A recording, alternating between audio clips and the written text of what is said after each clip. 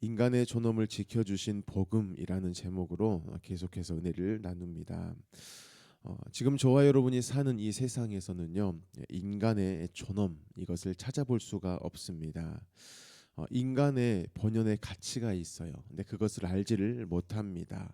인간을 물질의 하나로 보고 사는 이 시대입니다. 그래서 인간을 물건 대하듯이 그렇게 여깁니다. 뭐 인간을 액수로 이렇게 매기는 것이 지금 세상입니다. 왜 이렇게 되어져 버렸는가? 바로 성경에서 말씀하고 있는 인간에 대한 이 이해 이것이 없기 때문입니다. 인간이 어떠한 존재인가를 창세기 1장 31절에 말씀합니다. 하나님이 지으신 그 모든 것을 보시니 보시기에 심히 좋았더라라고 말씀합니다. 이 말씀은 하나님이 첫날부터 여섯째 날까지 다 창조하시고요. 마지막 날에 인간을 창조하시고 심히 좋았다라고 하시는 말씀입니다. 그런데 단순히 다른 창조물보다 인간이 더 좋다 이러한 차원에 의한 말씀은 아닙니다. 하나님을 닮은 존재가 인간인데요. 그 인간이 하나님을 닮아서 존엄한 것입니다. 그 존엄한 인간이 이제 그 피조 세계 가운데에 이 존엄이라는 것이 무엇인 것인가 이거를 드러내는 것, 즉 하나님이 다 만드시고 하나님 따라 사람을 만드시고 그 사람으로 하여금 이 모든 것들을 다스리게 하는 이 모든 창조에 대해서 심히 좋다라고 말씀을 하신 것입니다. 그래서 예수님께서는요, 인간의 존엄에 대해서 말씀을 하실 때 이 마태복음 5장에 세 가지의 예시를 들어주십니다. 이것을 통하여서 존엄한 인간이 피조 세계 가운데에 그 존엄을 어떻게 드러내야 하는가, 또 어떻게 드러낼 수 있는가, 이것을 말씀을 하고 계신다라는 것이죠. 그냥 단순히 신약에 와서 인간의 존엄을 갑자기 뜬금없이 말씀하신 것이 아니고 창조 때부터 인간은 존엄했고 그 존엄한 인간이 이 피조 세계 가운데에 어떻게 존엄함을 드러내는 것이며 그것이 예수 그리스도로 말미암아 어떻게 나타나는가 이것을 말씀하고 계신다라는 것입니다. 오늘은 우리가 두 번째인 이 속옷과 겉옷에 대한 부분을 가지고 이 부분을 좀 살피겠습니다.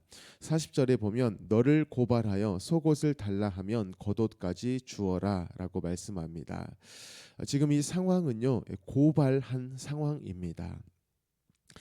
상대가 나를 고발했어요. 그것은 나의 어떠한 잘못을 드러내는 일을요, 조금 나의 어떠한 약간의 부끄러움 이것만 느끼게 하려는 정도가 아니라요, 나를 완전하게 부끄럽게 드러내고 나에게 완전하게 금전적 손해를 끼치려고 하는 그러한 작정한 상황이라는 것입니다.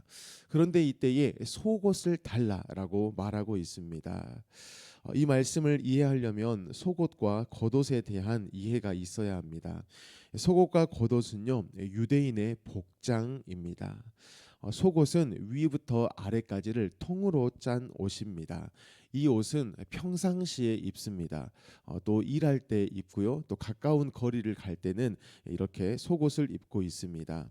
반면에 겉옷은요, 먼 곳에 갈 때 혹은 공식적인 자리에 갈 때 입는 옷입니다.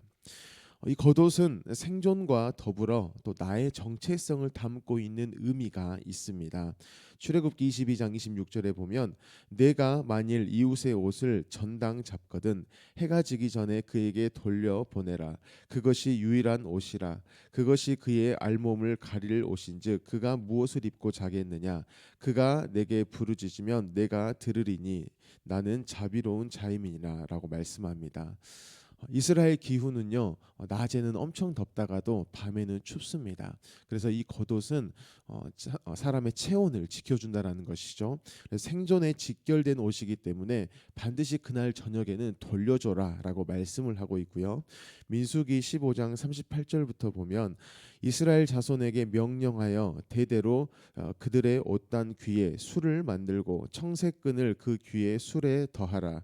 이 술은 너희가 보고 여호와의 모든 계명을 기억하여 준행하고 너희를 방종하게 하는 자신의 마음과 눈의 욕심을 따라 음행하지 않게 하기 위함이라. 그리하여 너희가 내 모든 계명을 기억하고 행하면 너희의 하나님 앞에 거룩하리라라고 말씀합니다. 이스라엘 백성에게 있어서의 이 겉옷은요, 생존과 더불어서 정체성을 의미하고 있습니다. 바로 너는 하나님 언약 안에 있는 인생이야. 언제나 하나님의 언약을 또 지키고 그것을 살아가. 라는 것을요, 그들은 겉옷을 통하여서 알 수 있다라는 것입니다. 이 말씀에 보면 옷단 귀에 매단 술이 있대요. 이렇게 옷 내 귀퉁이에 이 술이 있다라는 겁니다. 어떤 장신구가 달려 있다라는 것이죠. 그런데 이 장신구가요, 가문마다 집안마다 약간 다르게 되어져 있습니다. 그래서 그것을 가지고요, 신분증처럼 이렇게 쓰였다고 합니다. 그래서 이제 돈을 빌릴 때가 있으면 이 가문마다 다르기 때문에 그것을 토판에다가 이렇게 찍습니다. 신분증처럼 사용할 수 있고 또 돈을 빌릴 수 있기도 합니다. 그렇기 때문에 지금 이 마태복음 5장으로 다시 오면 어떠한 자가 속옷가지를 이렇게 달라고 해요. 고발을 했습니다. 이것은 단순히 그냥 속옷만을 쏙 빼앗으려는 것이 아닙니다. 사실 고발할 때에 이 속옷만을 빼앗는다라는 것은 그렇게 큰 의미를 갖지는 않죠. 지금 고발을 한다. 이것은 뭐죠? 상대방을 어떻게 하기 위함이죠? 완전하게 뭐 죽여버리는 겁니다. 완전하게 빼앗는 것이고 그의 가문을 완전히 짓밟기 위해서 작정했기 때문에 고발을 했다라는 것이죠.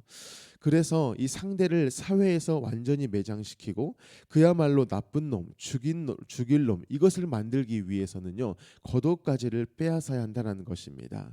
완전히 내가 너를 발가벗길 거야라는 그 마음을 가지고 고발을 했습니다.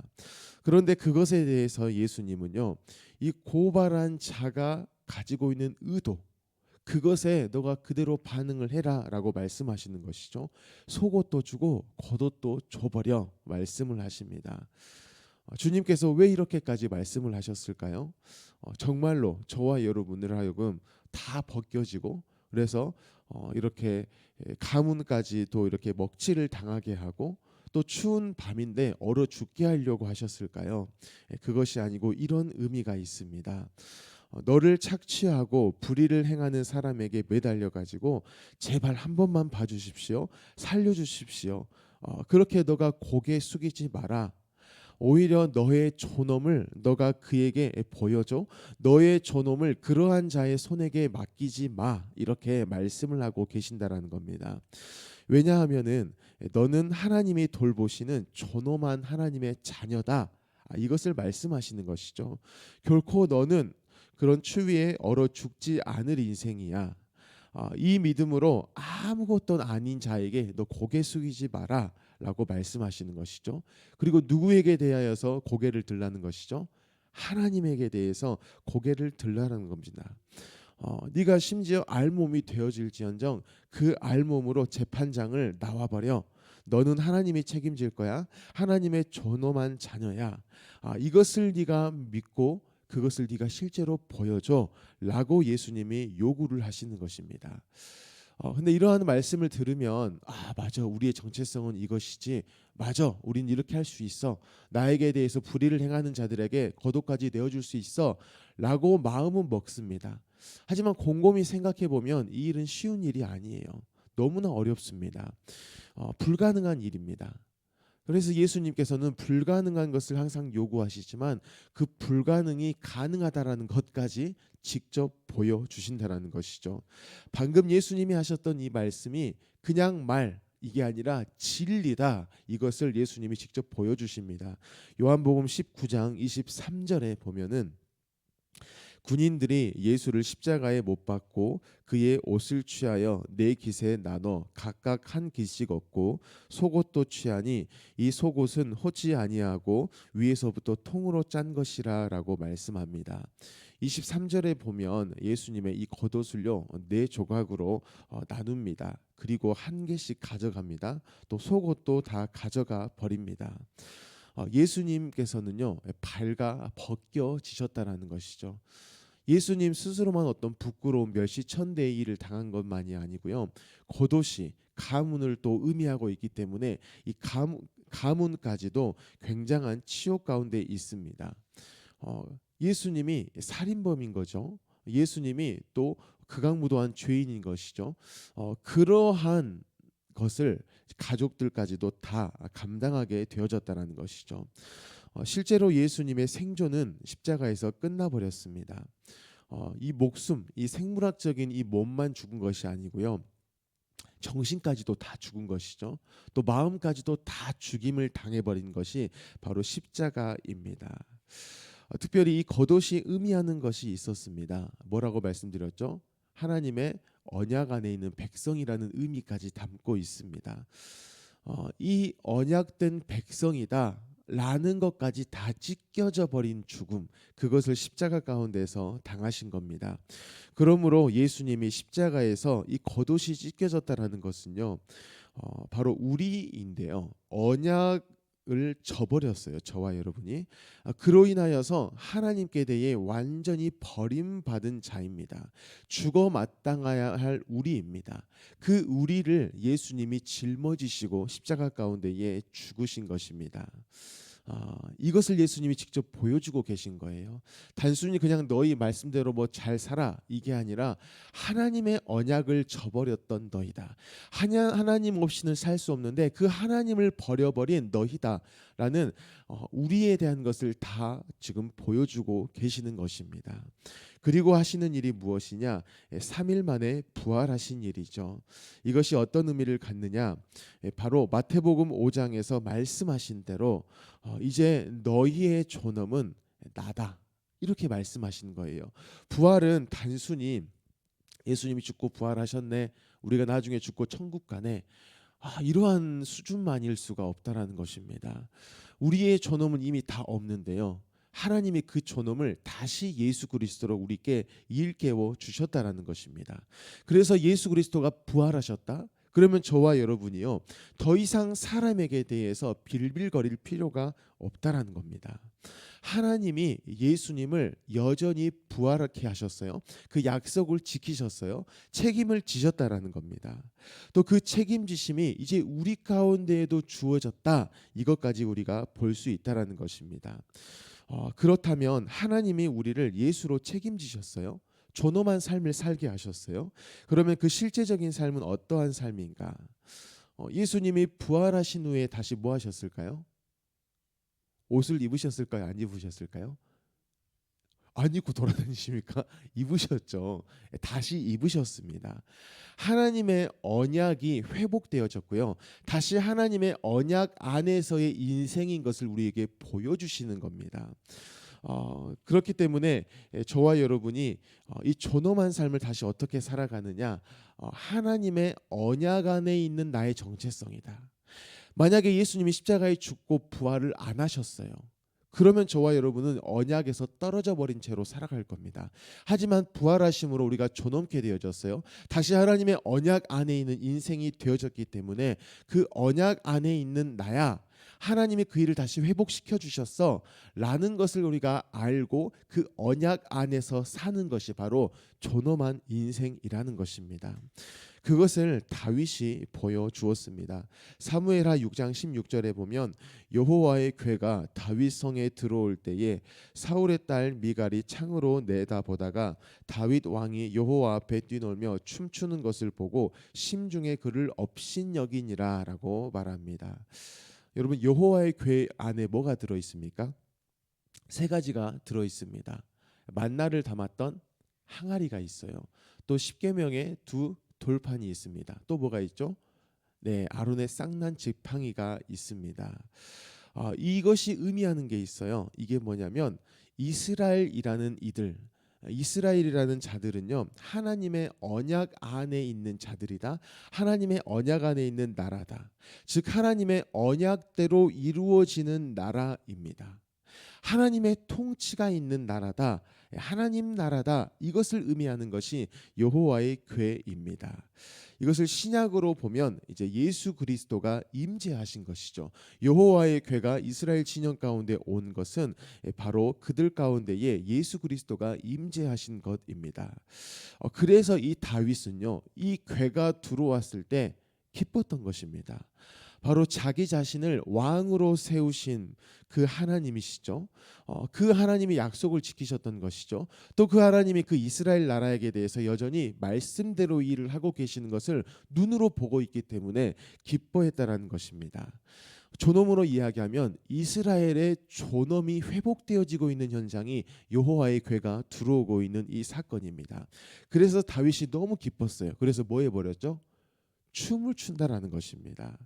그런데 이것에 대해서 그의 아내 미갈은요, 하나님이 주시는 이 존엄을 알지 못해요. 그리고 무시해 버립니다. 20절에 다윗이 자기의 가족에게 축복하러 돌아오매 사울의 딸 미갈이 나와서 다윗을 맞으며 이르되 이스라엘 왕이 오늘 어떻게 영화로우신지 방탕한 자가 염치 없이 자기 몸을 드러내는 것처럼 오늘 그의 신복의 계집종의 눈앞에서 몸을 드러내셨도다 하니라고 말합니다.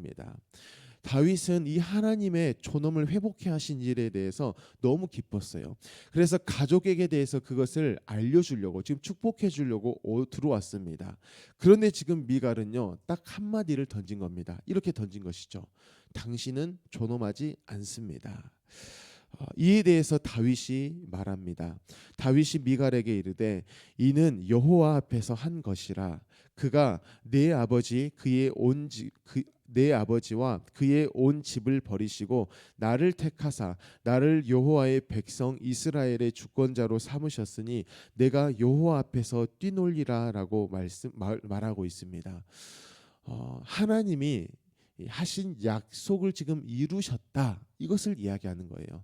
단순히 사울을 패해버리시고 나를 세웠다, 내가 더 뛰어나다, 뭐 이런 차원의 이야기가 아니고요. 하나님이 약속하셨던 그 말씀대로의 일을 지금 하고 있다. 그렇게 약속대로 지금 나를 이렇게 하나님이 왕으로 세우셨다. 하나님이 이 이스라엘 가운데 여전히 주권자로서 약속을 지키셨다. 이것을 말하고 있어요. 그래서 그것이 너무나 기뻤기 때문에 내가 여호와 앞에서 뛰놀리라라고 이야기를 합니다. 미갈은요, 하나님께서 다시 세워주신 이 존엄, 너희는 하나님의 언약 안에 있는 백성이야, 그 말씀이 너희 삶 가운데 여전히 이루어질 거야, 이 부분들을 보지 못했다라는 것입니다. 그래서 미갈에게 어떤 일이 일어나게 되느냐, 23절에 보면 그러므로 사울의 딸 미갈이 죽는 날까지 그에게 자식이 없느니라, 이렇게 이야기합니다. 여자에게 있어서의 이 결혼을 하고 자녀를 낳는 일은요, 너무나 기쁜 일입니다. 더 나아가서 생존에 대한 일이고요, 또 존엄의 일이기까지 하는데요. 이 미갈이 그 존엄에 대한 것을 무시하자 그에게 존엄치 못한 일들이 일어났다라는 것이죠. 예수 그리스도의 죽으심이 있고 부활이 있어요. 그런데 이 미갈 가운데에는 그 생명되어진 일이 없게 되어졌다라는 것입니다. 사랑하는 성도 여러분, 예수님은요, 하나님의 언약을 깬 자들, 저와 여러분인데요. 이 우리에게 대한 해결이 바로 예수 그리스도가 되셨습니다. 그 죄값을 다 치르셨죠. 예수님이 하나님의 언약의 성취가 되어지신 것입니다. 그러므로 예수님이 마태복음 5장 가운데 그 말씀을 하셨다라는 것은 나를 보라는 것이죠. 예수 그리스도를 보라는 것이죠. 그리고 예수님이 지실 십자가를 또한 보라는 것이죠. 저와 여러분을 기준으로 하면 이미 예수님이 그 십자가를 지시고 부활하셨습니다. 저와 여러분의 존엄은 이제 예수 그리스도께 있다라는 것이죠. 그 예수 그리스도를 바라봄으로 인하여서 너희 존엄한 인생을 살아, 너희 그렇게 존엄하게 하나님 나라를 살아가 이 세상 가운데에서 하나님의 나라가 무엇인가를 언약 안에 있는 백성으로서의 삶, 그것으로 너희 드러내, 이렇게 말씀을 하고 계시는 것입니다. 그래서 저와 여러분이 이 하나님의 언약 안에 있는 백성임을 알아요. 내 안에 예수 그리스도를 바라봐요. 내 안에 믿음이 생겨나요. 그로 말미암아서 말씀을 우리가 지키고 그 말씀대로의 삶을 살아가요. 그러면 그것을 가지고 하나님이 뭐라고 하실까요? 심히 좋다라고 말씀하시는 겁니다. 다른 것에서 하나님은 심히 좋다라고 하신 적이 없어요. 약속하시고 약속대로의 우리가 그것을 붙잡고 삶을 살아갈 때, 우리 삶 가운데 말씀이 드러나 버릴 때 하나님은 야, 심히 좋다, 이렇게 말씀을 하시는 것입니다. 혹시 삶을 살아갈 때 내가 존엄하지 않는 것 같은 생각이 들 때가 있습니다. 딱 한 가지만 하시면 돼요. 누구만 보시면 되죠? 예수 그리스도. 예수 그리스도만 바라보시면 됩니다. 그 예수 그리스도를 바라보면은요, 우리가 보여요. 나만 힘들고, 나만 존엄이 깎이고, 나만 속옷이 빼앗기고, 겉옷도 빼앗기고, 뺨도 맞고, 이런 일을 당한 것이 아니라 예수님이 그 일을 당하셨다라는 것이죠. 사실 내 것을 다 가지고 가셔서 하나님이신 그분이 그것을 당하셨어요. 죽으셨어요. 그리고 뭐 하셨죠? 부활하셨다라는 겁니다. 부활하셨다라는 거예요. 그 부활 가운데에 나의 이 모든 존엄 이미 하나님께 있다. 예수 그리스도가 부활하셨다면 나의 존엄도 분명한 것이다. 세상 가운데 짓밟힐 수 없다. 세상이 그것을 덮으려고 세력을 가지고 나를 괴롭게 하고 나를 왕따시키고 나의 모든 것을 빼앗아 가려고 할지라도 예수님이 부활하셨다. 그러면 그것은 나에게 있어서 더 이상 영향력이 없다. 그것은 나에게 있어서 눈물을 빼낼 수 없다. 슬픔 가운데 머물게 할 수 없다. 이제는 다시 나에게 기쁨을 되찾게 할 것이다. 또 하나님이 그것을 다 회복해 하실 것이다. 이렇게 우리가 믿음으로 고백하며 나아갈 수가 있는 것입니다. 그렇게 저와 여러분이요, 오늘 하루를 살아가실 때에 나는 존엄해, 예수님 때문에 존엄해, 나는 죽음을 가지고 부활을 만드신 예수님이 함께 하시기 때문에 존엄한 인생이야. 나는 이제 말씀대로 또 삶을 살아갈 거야. 이렇게 고백하시면서 존엄 가운데 살아가는 저와 여러분이 되어지기를 예수님의 이름으로 축복합니다. 아멘. 이 시간 함께 기도하겠습니다. 주신 말씀을 가지고 기도하실 때에 하나님, 우리의 삶은 존엄이 없어질 것 같은 삶입니다. 내가 만나는 사람들은 나를 존엄하게 대하지 않는 것 같습니다. 내가 살아가는 이 인생 현실은 인간의 존엄이라고는 찾아볼 수 없습니다. 하지만 주여, 우리는 분명 존엄합니다. 예수 그리스도의 죽음과 부활이 있기 때문입니다. 그 주님이 내 안에 충만하여 주십시오. 그래서 세상이 나를 결코 넘어설 수 없고 나의 것을 빼앗을 수 없음을 보게 하십시오. 오히려 그 세상에 대해서 다 내어주게 하십시오. 예수 그리스도가 나에게 대해서 내어주셨던 것처럼 나 또한 세상에게 내어주는 그 삶을 살아가게 하여 주십시오라고 기도하시기 바랍니다. 우리 성도님들의 가정과 직장을 위해 기도하여 주시고요. 우리 주일 예배를 위해서도 기도하시기 바랍니다. 내일 샤인코스 8주차가 있습니다. 특별히 8주차 교회란 무엇인가에 대한 토크를 듣고 우리 게스트분들이 또 교회에 대해서 나도 교회임을 알게 하시고 또 교회에 등록하도록 주의 은혜를 주십시오. 이렇게 기도하시기 바랍니다. 우리 담임 목사님의 건강과 성령의 충만함을 위해서 기도하여 주시고요. 특별히 어제부터 오늘까지 정책 당회가 되고 있습니다. 하나님, 당회 가운데에 은혜를 주시고 2026년 하나님이 우리 교회 가운데 행하실 일들이 풍성하게 나눠지게 하시고 또한 그것이 기대가 되는 정책 당회 될 수 있도록 주님 은혜를 주십시오라고 우리 당회를 축복하며 기도하시기 바랍니다. 특별히 오늘 10시부터 우리 성탄 트리 장식이 있습니다. 하나님, 이 일을 통하여서 주님이 또한 우리 가운데 더 충만하여 주시기를 기대하는 시간이 되게 하여 주십시오. 이렇게 기도하시고요. 또 참여하기를 원하시는 분들은 오전 10시까지 우리 로비로 오시면 되겠습니다. 우리 나라를 위해, 민족을 위해, 북한 땅을 위해, 열방을 위해 기도하여 주시고 곡성 민족교회 최현철 목사님을 위해 또 극동방송을 위해서도 기도하시기 바랍니다. 우리 모든 기도 제목을 가지고 함께 기도합니다. 사랑이 많으신 하나님, 너무나 감사합니다. 하나님,